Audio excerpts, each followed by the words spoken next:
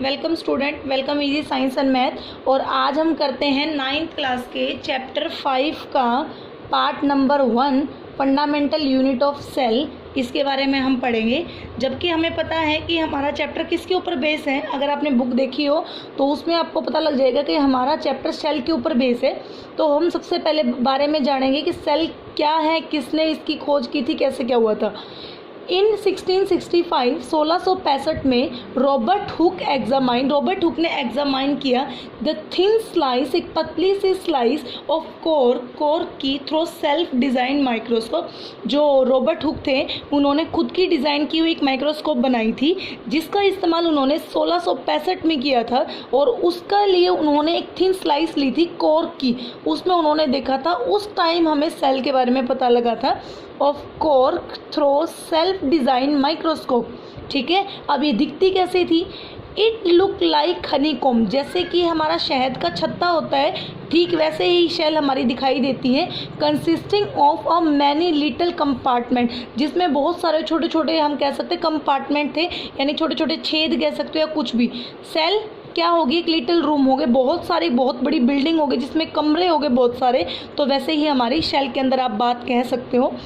All living cell are composed of cell, जितने भी सजीव होते हैं सभी सजीव क्या होते हैं? कंपोज्ड होते हैं सेल से बने होते हैं। It is the basic unit of life, ये बेसिक यूनिट होती है लाइफ की। सबसे पहले जो रेड कलर के होते हैं हमारे, वो होते हैं हमारे रेड ब्लड सेल। फिर होता है हमारा बोन सेल, जो हमारे हड्डियों में जो सेल होते हैं उनको हम बोन सेल कहते हैं। ये है हमारी नर्व, यानी हम इसको न्यूरॉन सेल भी बोलते हैं। 10th क्लास में इसका एक टॉपिक है जो कि अपना क्या आता है, 4 या 5 नंबर के क्वेश्चन के अंदर आता है। ये होता है ओवम जो लेडीज़ में होता है, ये होता है स्पर्म जो मेल में होता है। Type of organism on the basis of number cell. अब हम पढ़ेंगे कि ऑर्गेनिज्म कितने टाइप के होते हैं, किस बेस पर, उनके नंबर सेल के बेस पर उसको करते हैं। सबसे पहले हम बात करते हैं यूनिसेल्युलर ऑर्गेनिज्म की। यूनिसेल्युलर को कह सकते हो हम एक कोशिकीय, क्या बोल सकते हैं? एक कोशिकीय। एक कोशिकीय जैसा हमें नाम से पता है, जिसकी एक कोशिका होगी वो हमारा एक कोशिकीय कहलाएगा। तो देखो इट इज़, ये होता है सिंगल ऑर्गेनिज्म यानी एक कोशिका का होता है। All function perform by single cell, सारे ही कार्य एक सिंगल सेल के द्वारा किए जाते हैं। It's life span is short, इसकी जो जीवन टाइम होता है या जीवन रेखा होती है वो काफ़ी छोटी होती हैं। एग्जाम्पल के तौर पर हमारा क्या हो गया? हमारा अमीबिया हो गया, हमारा बैक्टीरिया हो गया, हमारा पैरामीशियम हो गया। अमीबिया आपने देखा होगा ना, ये वाला स्ट्रक्चर, इसमें क्या हो गया? आगे हम करेंगे अमीबिया के बारे में भी डिटेल से। तो आज ये देखो हमारा यूनिसेल्युलर। उसके बाद आता है हमारा मल्टी सेल्युलर। क्या आता है? मल्टी सेल्युलर को हम बोलते हैं बहुकोशिकीय। क्या बोलते हैं? बहुकोशिकीय। अब बहुकोशिकीय नाम से ही पता लग रहा है, जिसमें बहुत सारी कोशिकाएं होंगी वो हमारा बहुत कोशिकाएं होगा।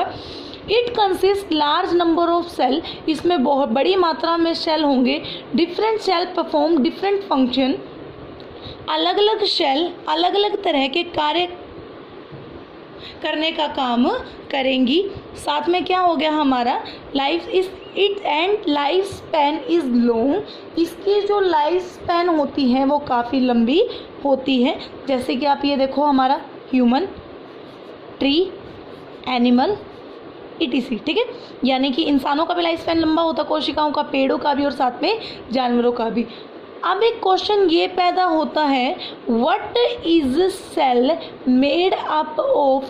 सेल किससे मिलकर बनती हैं? देखो एवरी सिंगल सेल, हर एक single cell do basic function, कुछ एक बेसिक फंक्शन करते हैं जो सारी सेल्स करती हैं, जैसे कि एक्सचेंज ऑफ गैसेस। अब एक्सचेंज ऑफ गैसेस का क्या मतलब होगा? गैसों का आदान प्रदान करना, यानी O2 का तो लेना और CO2 का बाहर छोड़ना, डाइजेशन करना, एब्जॉर्प्शन करना, ETC। 3 main component of cell क्या है? पहला है सेल मेम्ब्रेन, यानी उसको हम प्लाज्मा मेम्ब्रेन भी बोलते हैं। दूसरा है हमारा न्यूक्लियस और तीसरा है हमारा साइटोप्लाज्म। अब ये देखो इसके अंदर जो होगा वो है हमारा न्यूक्लियस, इसके बाहर के जो ये छोटे छोटे डॉट्स भी होते हैं यहाँ पे, तो वो होता है हमारा साइटोप्लाज्म। और तीसरा बाहरी जो ये आपको ग्रीन कलर की जैसे दिखाई दे रही है, ये होता है हमारा plasma membrane. Cell membrane, plasma membrane, जैसा कि हम इस टॉपिक के बारे में पढ़ेंगे। It is boundary of each cell, ये बाउंड्री होती है हर शेल की, which separate the cytoplasm from surrounding, ये बाउंड्री होती है हर एक सेल की जो सेपरेट करती है साइटोप्लाज्म को फ्रॉम सराउंडिंग, यानी उसके चारों, ये देखो ये साइटोप्लाज्म है, इसके चारों ओर एक बाउंड्री बनी हुई है, ये साइटोप्लाज्म को अलग करने का काम करता है, यानी बाउंड्री से अलग छाटने का काम करता है। दूसरा, present in both animal cell and plant cell, और दूसरा बात, प्लाज्मा मेम्ब्रेन जो होता है वो दोनों में पाया जाता है, हमारे एनिमल शेल के अंदर भी मौजूद होता है और हमारे प्लांट शेल के अंदर भी ये मौजूद होता है। तीसरा, it is made up of protein and lipid, ये प्रोटीन और लिपिड से बना हुआ होता है। चौथा, इट इज़ फ्लैक्सिबल, ये फ्लैक्सिबल होता है, and can be folded, broken and reunited, यानी इसको वापस से फोल्ड किया जा सकता है, इसको वापस से रीयूनाइट किया जा सकता है। अब आता है आपके कुछ लास्ट टॉपिक, अब हम करते हैं movement of substance through plasma membrane. अब प्लाज्मा मेम्ब्रेन में मूवमेंट कैसे होती है कुछ चीज़ों की, सबसे पहले तो आप पढ़ो किसके बारे में, डिफ्यूज़न के बारे में। डिफ्यूज़न को हिंदी में बोला जाता है एक तरह का प्रसारण, क्या बोला जाता है, प्रसारण, प्रसारण को बोला जाता है फैलाव। It is the spontaneous movement of substance from high concentration region, इसमें क्या होता है, स्पॉन्टेनियस मूवमेंट होती है चीज़ों की हाई कंसंट्रेशन रीजन से, उच्च सांद्रता वाले क्षेत्रों से। Oxygen and carbon dioxide, oxygen and carbon dioxide can move across the cell membrane, across करती है सेल मेम्ब्रेन से।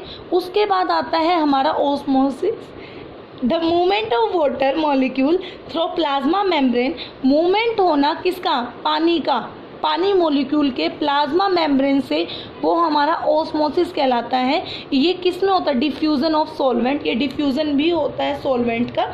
तो आज के लिए आपको सिर्फ यही टॉपिक करने हैं। आपको किस किस के बारे में पढ़ना है, सबसे पहले आपको पढ़ना है फंडामेंटल यूनिट ऑफ लाइफ के बारे में, यानी शेल के बारे में। ये शेल के बारे में अगर आपका पेपर में कुछ भी आएगा तो आपको ये चीज़ नोट करके आनी है। उसके बाद आपका आते हैं, ये आपके बता रखे हैं, ये ब्लड शेल है, ये आपकी बोन शेल है, ये न्यूरॉन शेल है, ये आपका ओवम है, ये आपका स्पर्म है। ये टाइप ऑफ ऑर्गेनिज्म है यूनिसेल्यूलर के बारे में, यूनिसेल्यूलर मतलब एककोशिकीय।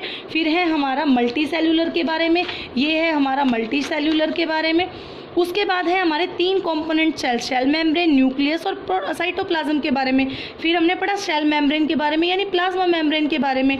और आखिरी में हमने पढ़ा मूवमेंट चीज़ों का, सबसे पहला डिफ्यूज़न, चीज़ों का आना, आदान प्रदान होना। फिर है ओस्मोसिस, ओस्मोसिस का मतलब होता है वाटर मॉलिक्यूल का प्लाज्मा मेम्ब्रेन से जाना। अब मैं आपको एक क्वेश्चन छोड़ रही हूँ आपके लिए, what happen when cell put in water, क्या होगा अगर शेल को पुट किया जाए वाटर सॉल्यूशन में, किसके, चाहे वो शुगर के हो चाहे वो सोल्ट के हो। तो ये क्वेश्चन आपको पता करना है, या आपकी नोटबुक में लिखना है। अगर आ जाए तो ठीक है, और नहीं आता है तो मैं आपको ये वापस से कराऊंगी, ठीक है। तो जो मेरे साथ नए बच्चे जुड़े हैं जिन्होंने वीडियो देखी है, वो चैनल को ज़रूर सब्सक्राइब करें, लाइक करें और शेयर करें, और अपने नोट्स साथ के साथ बनाते रहें। Thank you.